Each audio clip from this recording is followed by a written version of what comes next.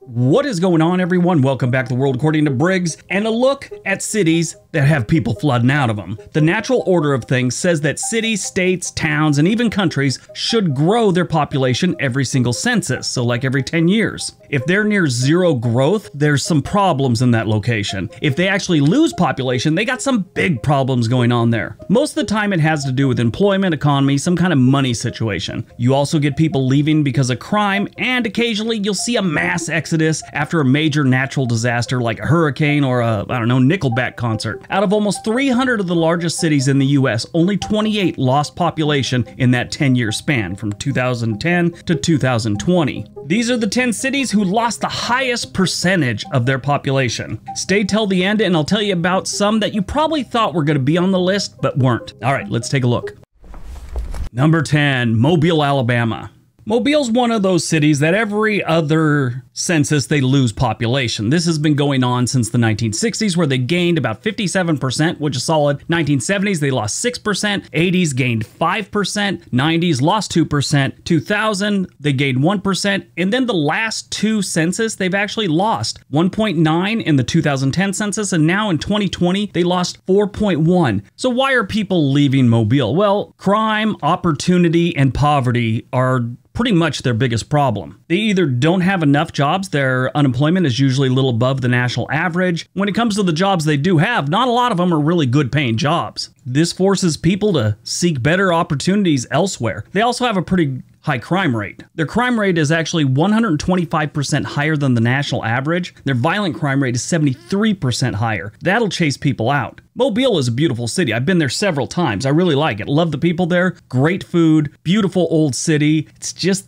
they can't keep people in there because of employment and crime. They sort of took it in the pants too during the pandemic. They have a lot of cruise ships that leave Mobile Bay. They didn't have any of that during the pandemic. But that's getting back to normal next year, so they'll be doing a little better there. Have more jobs and some extra income coming into the city. From 2010 to 2020, Mobile lost 4.1% of their population, going from about 195,000 to 187,000. Number 9, Rockford, Illinois. Rockford is about an hour and a half northwest of downtown Chicago. Like Chicago, it's losing people. Chicago really picked up steam in the last couple of years, but Rockford has been losing people throughout the last decade or so. And that's after 2 decades of solid growth. One of the main reasons people are leaving Rockford is the violent crime rate. It's actually 209% higher than the national average. Their overall crime is 81% higher. That's horrible, but it sounds kind of nice when you put it up against 209% higher than the national average in violent crime. The other thing chasing people from Rockford into the prairie is the unemployment. Their unemployment numbers are horrible, 81% higher than the national average, and their household income is actually 25% lower than the national average. The national average for household incomes here in the United States is $55,322 a year. That's for a couple. In Rockford, it's $40,143. That's it. From 2010 to 2020, Rockford lost 4.8% of their population, taking them from 152,000 to 145,000. Number 8, St. Louis, Missouri.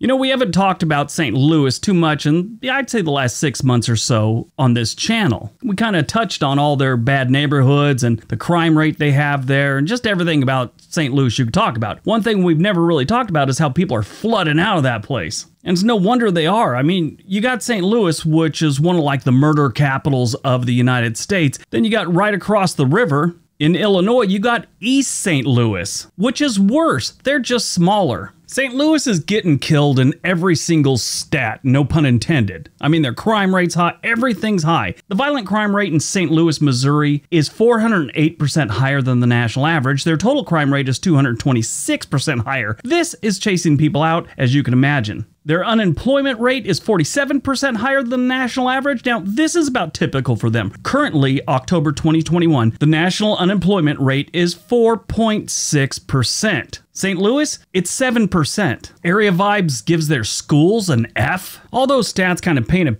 pretty bleak picture of St. Louis, and that's why people are leaving. From 2010 to 2020, St. Louis lost 5.5% of their population, taking them from 319,000 to 301,000.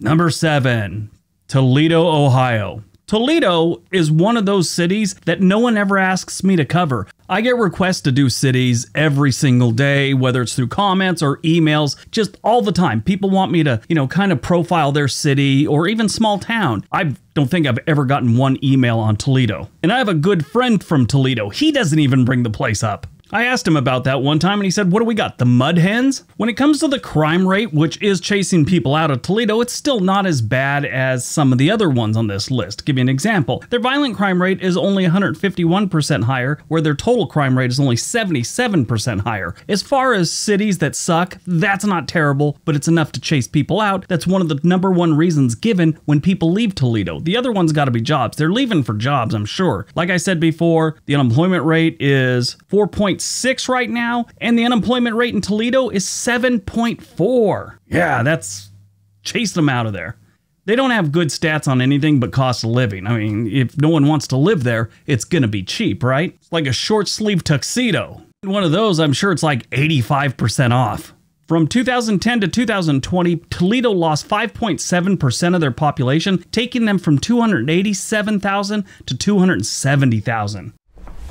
Number 6, Cleveland, Ohio. Yep, staying in Ohio, we got the beautiful city of Cleveland, Ohio. Or the mistake on the lake, whatever you want to call it. Actually, I'm a Cleveland Browns fan, and there's this guy that's a YouTuber, he's great. Cleveland is doing okay football-wise right now, but they've sucked since forever. One guy used to do these rants in front of it and called their stadium a factory of sadness. Which is great. Very accurate for back in the day with the Cleveland Browns. Anyway, Cleveland, like so many other cities here in the Rust Belt, they got destroyed back in the 1980s when, actually they got destroyed before then. The 70s were rough on them when they started losing different auto industry jobs there, but around 83, 85, that's when the city really started to tank. Cleveland's another one where their crime is chasing people out of the city. Their violent crime rate's 300% higher than the national average, and their total crime is 140% higher than the national average. And their unemployment numbers right now are borderline on criminal. They're actually double the national average, more than double. They're 10.1%.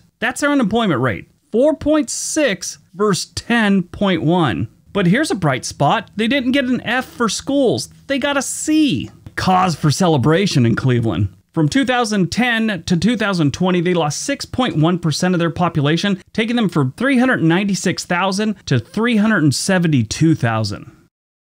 Number 2, Detroit, Michigan. Hey, look, it's our old friend Detroit. They've been losing people since forever, and not in a good way either. The last time Detroit had a positive census, meaning they actually gained people, was the 1950 census, where they gained almost 14% of their population. Since then, they've lost 9.7, 9.3, 20.5. In 1990, it was 14.6 they lost. 2000, 7.5. The last one was 25% of their population left, and this time they lost 10.5% of their population, taking them from 713,000 to 639,000. Now, I could go on why they're leaving and everything like that, but in the numbers, their crime is horrendous and their jobs are horrible too. And this is what really sucks about them. Their violent crime rate is 418% higher than the national average, and that's an improvement year over year, 4 years in a row. Their total crime rate used to be 250% higher than the national average. Right now, it's only 152% higher. All that being said, downtown Detroit has really turned a corner. That's a nice looking city right now, and that's kind of starting to expand. I think in maybe our lifetime, Detroit will return to its old glory. I don't know. They got a long road to go, but they are showing improvement. Number 4, Baltimore, Maryland. Baltimore, Maryland has legendary crime problems. Poverty numbers so alarming you'd probably need therapy if you studied them. On a positive note, they have started their tech community is starting to grow, and some companies have been moving in there or have plans to move in there. So that is some good news for Baltimore. Baltimore's a beautiful city with a lot of history. It's just too bad that it's been out of control for a very long time. So why are people leaving Baltimore? Crime and jobs, that's all there is to it. Their jobs aren't terrible compared to some of the other ones on this list. Their violent crime rate is 390% higher than the national average. Total crime rate's only 148% higher. When it comes to their employment numbers, 7% higher than the national average. but their household income is actually 20% lower than the national average. So they don't have a lot of really good numbers here. Well, they have no good numbers. The only thing that they have an A+ in is amenities. They have a lot of things to do, places to eat. It's just you might get killed while you're out trying to get a burger or something. From 2010 to 2020, Baltimore lost 6.7% of their population, taking them from 620,000 to 585,000. Now keep in mind, we are only going by the actual city. Baltimore's metro area, like so many other ones on this list, is huge. The entire metro area has 2,844,000. So it's a big metro area. The city only has about 585 right now. But the metro area, when you take all their stats, is normally about the same percentage lost as the city itself. Number 3, Shreveport, Louisiana. This one is a little bit different. It doesn't have the horrible stats like some of the other places. Don't get me wrong. The stats aren't great, but they just don't excel in suckage in all of them. I'll give you an example. Their crime rate is only 128% higher than the national average, and their violent crime rate is only 105%. Again, that's compared to what else is on this list with like 400% above the national average. So they're not terrible. Their unemployment numbers are a surprising 7% lower than the national average. They're only 4.3% right now. The problem is the jobs they have suck. They're not good paying jobs. They have like no good paying jobs in this place. I shouldn't say no good paying jobs. I'm sure someone's going to leave a comment that I make like, $50 an hour doing whatever. Yeah, most of the city. Like I'd said before, the national average for median household income is $55,000. They're $34,000. They got a poverty rate that is about 26% above the national average. Lack of opportunity is what's killing Shreveport. This is another strange thing about this place. Whenever I say something negative about a city or something like that, like Toledo, nobody ever brings up Toledo. Nobody ever defends Shreveport. No matter what I say about that place, if it's negative, everyone agrees with me. It's really strange. Watch, now I'm going to get an email from like a city council person or something like that, defending the place. They always invite me down there to see what they're doing. I don't know why. Why would you want me to come there? I just talk total trash about your city. Shreveport hasn't had many census where they lost population. I mean, this one in the 2010 census and the 1990 census. That's it. Every other census, they've gotten double-digit growth at least, and in 1870 they got 110% growth. From 2010 to 2020, Shreveport lost either 5.9% of their population or 6.9%. On the census, there's actually two numbers, and there's got an asterisk there, and I think there was a correction. I'm not totally sure because they didn't give details. Strange. But either way, 6.9, 5.9, somewhere in there. I emailed this census. I guess I'll find out. I don't know. They haven't gotten back to me. But regardless, Shreveport had 199,000 and they dropped down to 187,000. Number 2, Jackson, Mississippi.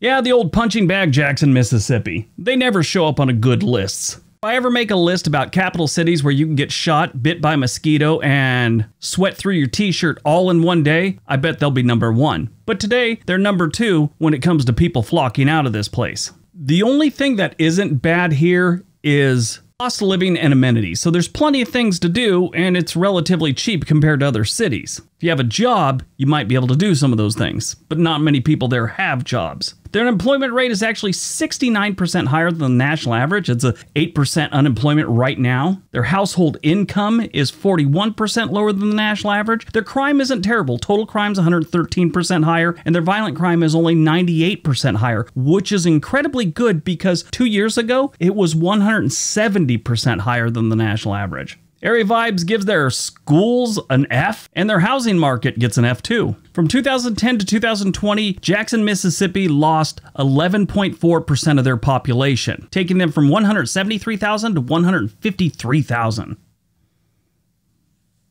All right, before we get to number 1, don't forget we have another channel called On This Day. We'd like it if you went over there and subscribed. All that good stuff, there's a link down below. If you haven't subscribed to this channel, go ahead. And after number 1, I'm going to explain why some of the cities you probably thought were going to be on here aren't.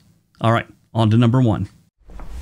And number 1, Flint, Michigan. Flint, Michigan is in bad shape. Has been for a very long time. If you're from Michigan or that part of the country, or if you watch this channel for long enough, you know Flint hasn't been doing good for a very long time. They could be like the poster child for what happens to a city when an industry leaves. And that was the auto industry here. Prior to 1970, Flint only had one census where they lost population, and that was the 1940 census when they lost 3.2% of the population. Then 1970 hit when the jobs started going away, and it's been downhill since then. 1.8, 17.4 they lost in 1980, 11 in 1990, 11% again in 2000, 18% in 2010, and then this last one, they lost 20.7% of their population, taking them from 102,000 to 81,000. So they won't be on this list next year because the cutoff is like 100,000 residents, and they started off in 2010 with 102, and now they're not making the list, but we put them on anyway because they had such a drastic drop. They're leaving for all the basic reasons. Horrible job situation. Their unemployment rate right now is 12.1% higher than the national average. It's like 160% higher. Their household income is 54% lower than the national average. And when it comes to crime, this is kind of funny. So their total crime is only 38% higher than the national average, but their violent crime rate is 255% higher than the national average. Their property crime is actually lower than the national average. You know why? Nobody has anything worth stealing in this city. That's just weird. That's the only one I've ever seen where one of the crime stats is actually lower than the other two, if it's, that drastic. On top of all that good news, you could still get poisoned by the water in Flint, Michigan. I think that's one of the first things they're going to fix on this new infrastructure thing the government has going. Hopefully, that's a horrible story and a horrible situation. Over the last 7 years, they have been replacing a lot of those pipes, and they're kind of getting closer to the end of that, but it's still a bad situation. All right, that's today's list, but before you go, let me explain why a couple cities that you probably thought would be on the list aren't. This video took into consideration the whole census, the whole 10 years. Places like Los Angeles and San Francisco, I guarantee everyone that watches the news thought that they'd be on here for sure. Well, if we did it on the last 2 years, they would be. Los Angeles in the last 2 years lost 0.32%, which for Los Angeles, that's bad. They've gained people since forever. Chicago in the last 2 years lost 0.51%. And San Francisco lost 1.39%. Now that's just in the last 2 years, but prior to those 2 years, they gained so much population, they still came out ahead. Now, if the trend that they have going on right now continues, yeah, they'll all be on the list in 10 years from now. Along with New York, they're in the same situation. They lost people the last 2 years. Prior to that, they'd been gaining people. All right, that's today's list. Hope you guys enjoyed it. Hope you got some information out of it. Now go out, have a great day, be nice to each other.